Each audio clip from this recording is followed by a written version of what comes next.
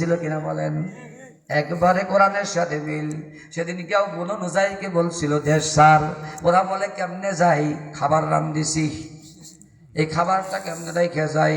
বাংলাদেশের প্রধানমন্ত্রীও সেদিন 17 রকমের রান্না হয়েছিল। ছোটবার জন্মবার্ষিক ছিল, হারে কত সুন্দর মিলাই দিছে আল্লাহ পাক। ওই বনু নুজাইররা খাবার পর্যন্ত পারলো না, খেদা কম্বল গরু উট দুম্বা নিয়ে যাবে, সেগুলা নিতে পারে না। নেওয়ার জন্য বড় চেষ্টা, অন্তরে একটু ভয় লাগতেছে, কষ্ট লাগতেছে, হায় হায় মনে হয় তারা আমাদের তারাই ছাড়বে, বিজয় মনে হয় ওদের হয়েই গেল, কি করা যায়? তাহলে আমরা কি করতে পারি? একটু ঘর বাড়ি বিছনাপত্র কি নিয়ে যাইতে পারবো না? আল্লাহ পাক রব্বুল আলামিন বলে ফাতাহুমুল্লাহ, আমি আল্লাহ যেখানে ধরেছি, ঘর বাড়ি তো দূরের কথা, জান নিয়ে পালায়া যা, যদি না যাস তাহলে ব্যবস্থা কিন্তু আমি আল্লাহ নেব। চিৎকার দিয়ে বলা যাবে কি সুবহানাল্লাহ? সেদিন তারা কি করছিলেন? যখন পালিয়ে যাবেন, যাওয়ার সময় তারা চিন্তা করলো এত সুন্দর ঘর বাড়ি রাইখা যায় কেমনে, নিজেরাই কোবাকুবি শুরু করলেন। দেখছেন, নিজেরাই কিন্তু ভাঙ্গা থিয়ে যাইতেছেন যে আমরা যাবই, ওরা জানি ভোগ না করতে পারে, এরকম আছে না কেউ? ওরা জানি ভোগ দখল না করে খাইতে পারে, এরকম কিছু তারা অভ্যাস করলো। আল্লাহ কোরআনে বলতেছেন, কি করতেছিলেন? যে বুয়ুতাহুম বিআইদিহিম ওয়া আইদিল মুমিনিন, এবং তারা ঘরদুয়ার নিজেরা ভাঙ্গা শুরু করলেন। আর সাহাবা আজমাইনরাও সাথে সাথে ওদের ঘর বাড়ি, ওদের কি গাছপালা কাটাকাটি শুরু করলেন। সুবহানাল্লাহ, সুবহানাল্লাহ। এইটা যখন শুরু হলো, তখন বনু নুজাইরের নেতৃবৃন্দরা বলা শুরু করলো, এই আমাদের তারাই দিতেছে, সব ঠিক আছে মানলাম, কিন্তু আমার খেজুর গাছ কি দোষ করছে, আমার এই ঘরটা কি দোষ করছে, আমার এই গাছপালা কি করছে, এইগুলা করো কেন? এরকম কিছু ব্যক্তি বলে কি না বলে? হ্যাঁ, এইগুলা করো কেন? এইগুলা তো করা দরকার নাই, এগুলা করো না। কারণ এগুলা করলো কেন আর করা যাবে কেন, এই ব্যাপারটাও সামনে শুনবেন ইনশাআল্লাহ। এরকম যখন কাটাকাটি শুরু করতেছে, ভাঙ্গাভাঙ্গি শুরু করতেছিলেন, দুই গ্রুপে ভাঙ্গেন। আল্লাহ পাক বলতেছেন যে ফাতাবিরু ইয়া উলিল আবসার, ফাতাবিরু ইয়া উলিল আবসার, হে উলিগণ, হে দেশের নেতৃগণ, তোরা ভালো করে শুনে রাখ, আমি আল্লাহ যেদিন ধরি, যত বড় আউলিয়া হও, যত বড় ওলি হও, ক্ষমতাধর হও, সেদিন তোমার সামনে এরকম তোমার বারবারই চরমার করে দেওয়া হবে, তুমি কিচ্ছু করতে পারবে না, বলতে পারবে না, শুধুমাত্র তাকায় দেখবা আর কষ্ট ভোগ করবা। কথা ঠিক না? ঠিক। আল্লাহ সেদিন বলছিলেন, তাই ঘটনাগুলো ঘটতেছে। ফাতাবিরু ইয়া উলিল আবসার, হে দুনিয়ার চক্ষুষ্মানেরা তোমরা শোনো, এই যে উপরের ঘটনাটা আমি আল্লাহ বললাম, এখন আপনাদের বুঝাইতে চাই কথাটা কি আমার না আল্লাহর? কথাটা কার? একটু হাত তুলে বলতে হবে, কথাটা কার? কথাটা কার? সন্দেহ আছে? কোনো সন্দেহ নাই। আল্লাহ বলতেছেন, দেখেন সরাসরি, আপনারা এটা রেকর্ড করে পরে দেখবেন, কোরআনে মিলায় দেখবেন। আল্লাহ পাক বলতেছে, উপরে ঘটনা যা বললাম এগুলো সব কিছুর কারণে, কারণ তোদেরকে আমি আল্লাহ ধরেছি। আর ধরলো কেন? এমনি কি ধরছে? কি দোষটা করছিল, সে দোষটা বলেই হয়তো আমি বিদায় নেব ইনশাআল্লাহ।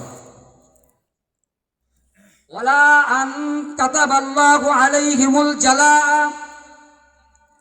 আল্লাহ পাক রব্বুল আলামিন বলেন, হে নবী, হে রাসূল, হে বন্ধু, আপনি জানিয়ে দেন, সাহাবা আজমাইনদেরকে জানিয়ে দেন, আর ওই জালিমদেরকেও জানিয়ে দেন, বিশ্ববাসীকে জানিয়ে দেন, আমি আল্লাহ বনু নুজাইরকে যেরকম ভাবে এলাকার থেকে দেশান্তর করে দিলাম, তারা যদি দেশান্তর না হইতে চাইতো, দেশ থেকে যদি না যাইতো, যেরকম বন্ধু আমার ভাইরা আমার, ওই যে লিডার পারসন যিনি, উনি বলছিল আমি যাব না, আমি একটু জাতির উদ্দেশ্যে কথা বলতে চাই, আমি একটু ভাষণ দিব, এতটুকু সময় আমার দাও, এই সময়টুকু না দিলে চলবে না। আল্লাহ পাক তাই বলতেছে, যদি না যায়, না গেলে আমি আল্লাহ কি ব্যবস্থা নিব? ওয়ালাউ আন কাতাবাল্লাহ আলাইহিমুল জালাল আযাবাহুম ফিদ দুনিয়া, আমি আল্লাহ তারে দুনিয়ার মধ্যে আরো বড় ধরনের আযাব তারে আমি দিব। চিৎকার দিয়ে বলেন না সুবহানাল্লাহ? দেখছেন উপায়? দেশান্তর হইছে তো ভালো, যদি না হইতো আল্লাহ কয় আমি তারে আযাব। দেশান্তর হয়ে গেছে, যদি না হইতো, কথার কথা, না হইতো, দেশের থেকে যাইতো না, বা যাইতাম না, বা ওই বনু যাইতো না যাইতো, তাহলে আল্লাহ কি আযাব দিত জানেন? বনু নুজাইরের বয়স হতো 1400 বছর কবর জগৎ, আর আমার দেশের বা পৃথিবীর নেতৃত্বের বয়স হতো 1-1.5 বছর কবরের জগতে, ঠিক না বেঠি? সেদিন না গেলে কি হতো ভাই? ঠিক তো, আল্লাহর কথার সাথে মিল আছে তো। সেদিন না গেলে কি হতো? 9 কবরে 9 পাশের দেশে। আল্লাহ তাই বলতেছে, ওয়ালাউ আন কাতাবাল্লাহু ওয়ালাউলা আন কাতাবাল্লাহু আলাইহিমুল জালাআ লাআজ্জাবাহুম ফিদ দুনিয়া। আমি আল্লাহ তার জন্য অন্য আযাব দিতাম, শাস্তি দিতাম। দেশান্তর হয়ে গেছে বলেই বাইসে গেছে তা নয়, আমি আল্লাহ দেশে থাকলেও তাকে আমি আযাব দিতাম। সে আযাবের লোক ধরন হইতে পারত কবরে, আর নইলে দুনিয়াতে মানুষের জুতার ঢেল, দুনিয়ায় মানুষের থাপ্পড়, দুনিয়ায় মানুষের কিল ঘুষা, আর তাকা তাকা দেখতো আর কলিজায় লাগতো। কথা ঠিক না বেঠি? আল্লাহু আকবার। ওয়ালাহুম ফিল আখিরাতি আযাবুন নার।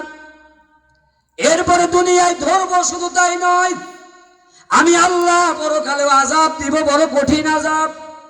আল্লাহর আযাব কি চোখে দেখছেন কেউ বাবা? আল্লাহর আযাব কেউ দেখেন নাই। আল্লাহর আযাব জাহান্নামের আযাব। জাহান্নামের আযাবের কথা কি বলবো রে বাবা? জাহান্নামের আগুনের কাছে দুনিয়ার আগুন পানা চায়, 70 বার করে বলে আল্লাহ আল্লাহ, জাহান্নামের আগুনে তুমি আমাকে আগুনে ফালাইও না। ওই জাহান্নামের আগুন আমরা কেউ সহ্য করতে পারবো না। কথা ঠিক না বেঠি? বন্ধু আমার, ভাইরা আমার, মহান রব্বুল আলামিন পরে আবার কি বলতেছেন দেখেন, যালিকা বিআন্নাহুম শাকুল্লাহ রাসূলা। এই যে বন্ধু, আল্লাহ পাক বলেন আমার নবী এবং আমি আল্লাহ এত রাগান্বিত হলাম কি জন্য? কারণটা কি? তারা কি চুরি করছে শুধু এই দোষটা করেছে বলে খালি তা না, তারা কি জেনা করছে শুধু এই দোষটা বলে তা না, বলে তারা কি মারামারি করছে শুধু এই দোষটা বলে তা না, তারা এমন কাম করেছে যালিকা বিআন্নাহুম শাকুল্লাহা ওয়া রাসূলা, আমি আল্লাহ এবং আমার রাসূলের বিরুদ্ধাচরণ করেছে বলে আমি আল্লাহ আর কোনোদিন ছাড় দিতে পারি না।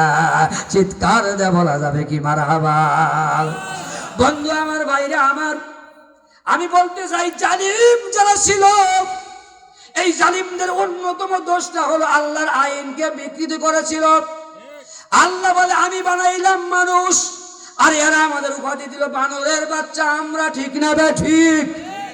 আল্লাহ বললেন মানুষকে বানাইছি আমি, মানুষ বানরের কোনো সন্তান না। ওয়ালাকাদ আলিমতুমুল্লাযীনা আতাদাউ মিনকুম ফিস-সাবতি। আল্লাহ পাক বলেন আমি আল্লাহ মানুষকে বানাইছি, আমি আল্লাহ মানুষকে বানাইছি, বানর থেকে বানাই নাই। বরং কিছু মানুষ থেকে আল্লাহ পাক বানর বানাইছিলেন, কিন্তু তাদেরকে আবার আল্লাহ আমার মাফ করেও দিয়েছিলেন। কোন মারহাবা? বন্ধু আমার, ভাইরা আমার, এরপরে আইন জারি করলো, সমকামিতা করছিল কি? কথা ঠিক না বা ঠিক? এই আইনটা কি আল্লাহর নাকি মানুষের আইন? কথা বলেন। সমকামিতা কি জায়েজ আছে নাকি? জায়েজ নাই। আল্লাহর আইনের বিরুদ্ধাচরণ যখন করলো, আল্লাহ এবং রাসূলের বিরুদ্ধাচরণ যখন করলেন, আল্লাহ পাক বলে যালিকা বিআন্নাহুম শাকুল্লাহ ওয়া রাসূলা ওয়া মান ইউশাকিল্লাহ।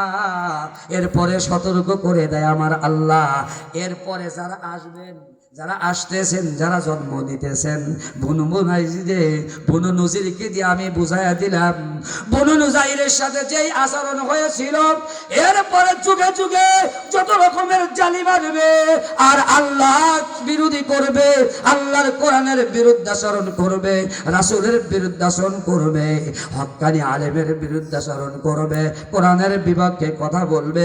আল্লাহ বলে যালিকা বিআন্নাহুম শাকুল্লাহ ওয়া মান ইউশাকিল্লাহ, আমি আল্লাহ তাদের সাথে সেই রূপ আচরণ করব।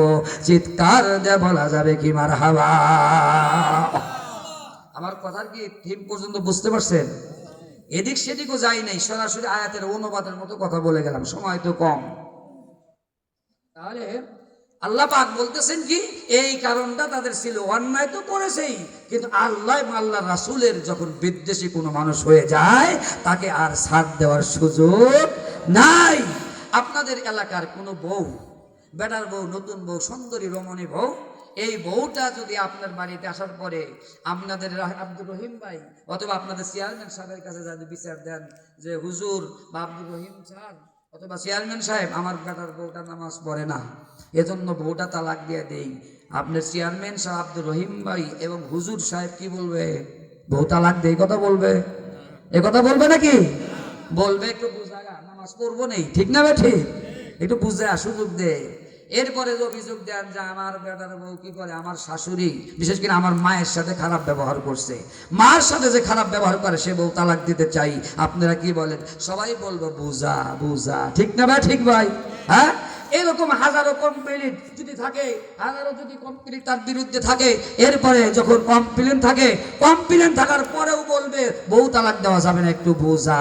কিন্তু যদি অভিযোগ দেয় আব্দুর রহিম ভাই, আব্দুর রহিম স্যার, চেয়ারম্যান সাহেব, আমার বেটার বউ তো একটা দোষ করে, সেই দোষটা হলো রাত্রিবেলা আমার ছেলে বাড়িতে না থাকলে অথবা আমি বাড়িতে না থাকলে আমার বেটার বউ পর পুরুষ নিয়ে আমার ঘরের মধ্যে বসে থাকে, এমন সময় আমার বউ রাখবো না, তালাক দিব। সকলেই বলবে জুতা মার, তালাক দে, ঘর থেকে বের করে দে। কথা ঠিক না বেঠি? কথা ঠিক না বেঠি? মুসলমান যত ভুল করো, যত অন্যায় করো না কেন, সব অন্যায় যদি আল্লাহর সাথে শিরিক করা এবং আল্লাহর কোনো আইনকে অমান্য যদি করে বসো, তোমাকে আল্লাহ ছাড়বে না, ছাড়বে না, ছাড়বে না। কথা ঠিক না বেঠি? তুমি যদি এমপি হও, মন্ত্রী হও, তোমাকে জুতার মালা আল্লাহ গলায় পরাবে, ঠিক না বেঠি? এজন্য আল্লাহ পাক বলেন জালিকা বিআন্নাহুম শাকুল্লাহ ওয়া মান ইউশাক্কিল্লাহ ফাইন্নাল্লাহা শাদীদুল ইকাব।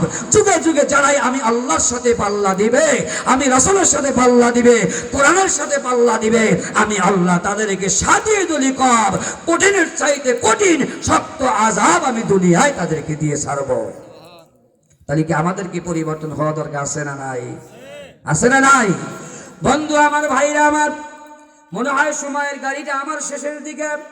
আমি আর কথাগুলো শেষ করতে চাই, শুধু আর একটি কথা বলবো বলেই শেষ করবো। মা কথা তুমি নাও তারা তুমুহা কাইমা কাইমাতান আলা উসুলিহা ফাবিইذনিল্লাহি ওয়া লিয়াখজিয়াল ফাসিকিন। আল্লাহ পাক বলে যে এই যে মানুষগুলাকে তাড়ায় দেওয়া হলো, এরপরে ওদেরকে খেদায় দেওয়া হলো, এরপরে ওর বাড়ি ঘর কেন ভাঙ্গা হলো, কেন ভাঙলা? এটা কি জায়েজ আছে না নাই? এটা তো নবী রাসূল করতে পারে না, আলেম ওলামা কাজ করতে পারে না। আমার আল্লাহ পাক ডাকতে বলে আমি এটা কেন করলাম? সেটা হলো এই দেশে থাকলে তো হয়তো মরে যাইতো, বনু নজির যদি মদিনায় থাকতো তাহলে মেরে ফেলতো, যুদ্ধ হতো, কতল হতো, কিন্তু দেশে নাই, যেহেতু দেশান্তর হয়ে গেছে, সেখানে যায় আবার তারা কি করবে? উস্কানি দিতে পারে, তারা সেখানে আবার কি করতে পারে? চক্রান্ত করতে পারে। এই জন্য কি করা হবে? চক্রান্ত করার কোনো সুযোগ তাদের দেওয়া হবে না, তাদের কোনো কিছুই দেওয়া যাবে না, তাদেরকে কোনো কিছু দেওয়া যাবে না। দ্বিতীয় নাম্বার হলো যা থাকবে ওই জিনিসগুলো আঘাত করবা, বিল্ডিং থাকলে ভেঙে দাও, গাছ থাকলে কেটে ফেলো, পুকুর থাকলে মাছ ধরো, হাঁস থাকলে জবাই করো, খাবার থাকলে খেয়ে ফেলো, শাক থাকলে নিয়ে যাও। এইগুলো নিবা আর দেখবা ওই লোকটা দূর থেকে দেখবে, ওই লোকটা দেখে দেখে কলিজা আঘাত লাগবে আর বলবে আমার বানানো ঘরটা ভাঙবে কেমনে, আমার বানানো হাঁসগুলো কেমনে নেয়, আমার বানানো পুকুরের মাছগুলো কেমনে নিয়ে যায়। এরকম ভাবে তারা দেখবে আর কষ্ট পাবে। আমি আল্লাহ নিজে এটা করার জন্য বৈধ করে দিছি। কোন সুবহানাল্লাহ, চিল্লা বলুন লা ইলাহা ইল্লাল্লাহ,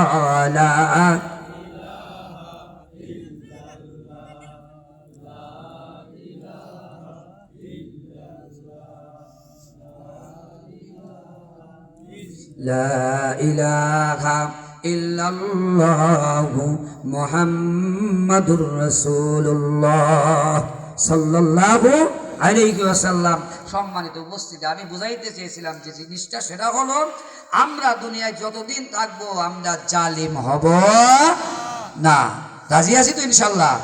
এখন জালিম কারা হয়? জালিম কিন্তু আপনিও হতে পারে, আপনি নিজের দেহের উপরেও জুলুম করেন, করেন কিনা? 5 ওয়াক্ত নামাজ পড়া ফরজ কি ফরজ না? কথা কন না কেন? আপনি এত সুন্দর শরীর থাকতে নামাজে যাবেন না, আপনি কি জুলুম করলেন না? হ্যাঁ, এই দেশের সুযোগ আসছে। কিসের সুযোগ? কয় না পায়েস খাওয়ার, পায়েস খাওয়ার, খিচুড়ি খাওয়ার। আগামী দিনে কয় না কেন? আগামী দিনে কিসের সুযোগ? কোরআনকে বিজয় করার সুযোগ, ঠিক না ব্যাঠি? কোরআনকে বিজয় করতে কে কে চান? একটু হাত তুলেন দেখি একটু। নারায়ে তাকবীর, নারায়ে তাকবীর। হাত নামান। কোরআন দিয়ে দেশ চলুক, চান তো আপনারা ইনশাল্লাহ? আমরা কোনো দল বুঝি না। আমি তো জামাত ইসলামকে পছন্দই করি না। পছন্দ করি তারা কোরআন না করে, সেই জন্য। ঠিক না ভাই? ঠিক। হ্যাঁ, যিনি আওয়ামী লীগ করে উনি আমাদের মতো আব্দুর রহিম ভাইয়ের মতো টুপিদারি রাখুক, কোরআন দিয়ে আওয়াজ করুক, নামাজ পড়ুক, কি বল, তাহলেই তো সেই হয়ে গেল। ঠিক না ভাই? ঠিক। বিএনপি যে করে নামাজ পড়ুক, পাঞ্জাবি থাক, আপনি এলাকার মসজিদের খতিবগিরি করুক, হালাল হারাম বাইসা চলুক, তাকেই তো আমরা মানবো। ঠিক কিনা বলেন? কোরআনের সাথে যে থাকবে তারই আমরা। ঠিক না ভাই? ঠিক। কোরআনের সাথে যার সম্পর্ক নাই, আমাদের সাথে কোনো সম্পর্ক নাই। ঠিক না ভাই? ঠিক। কোরআনের সাথে যার সম্পর্ক নাই, তার সাথে সম্পর্ক নাই, তাহলে কি দেওয়া যাবে? এটা দেওয়া যাবে? কখনো নয়। কোরআন দিয়ে দেশ চলবে যাকে দিলে, সমাজ ভালো চলবে যাকে দিলে, তাকে আগামীর ভোট আমরা দেওয়ার চেষ্টা করব ইনশাআল্লাহ। আলহামদুলিল্লাহ। আমার কথায় কষ্ট পাইছেন? হ্যাঁ, আমি অত সাজায় বলতে পারি নাই, সময় কম। আগেই বলছে যে সময় কিন্তু এইটুকু। যাহা কিছু বললাম আমার বলার মধ্যে ভুল ত্রুটি হলে আল্লাহ যেন ক্ষমা করেন। আর আপনাদের যা বললাম আমার বক্তৃতায় ভাষাগত যদি কথা কষ্ট পেয়ে থাকেন, আল্লাহর রাস্তায় ক্ষমা করবেন। আর আপনাদের মাঝে দোয়া চাই, আল্লাহ যেন কোরআনের জন্য কবুল করে, সবাই বলেন আমিন। কোরআনের জন্য যেন আল্লাহ কবুল করে, সবাই বলে আমিন। আপনাদের কাছে দোয়া চাই এবং ক্ষমা চাই। এখানে আমার সংক্ষিপ্ত আলোচনা শেষ করছি। ওয়া আখির দাওয়ানা আনিল হামদুলিল্লাহি রাব্বিল আলামিন। আসসালামু আলাইকুম ওয়া রাহমাতুল্লাহি ওয়া বারাকাতুহু।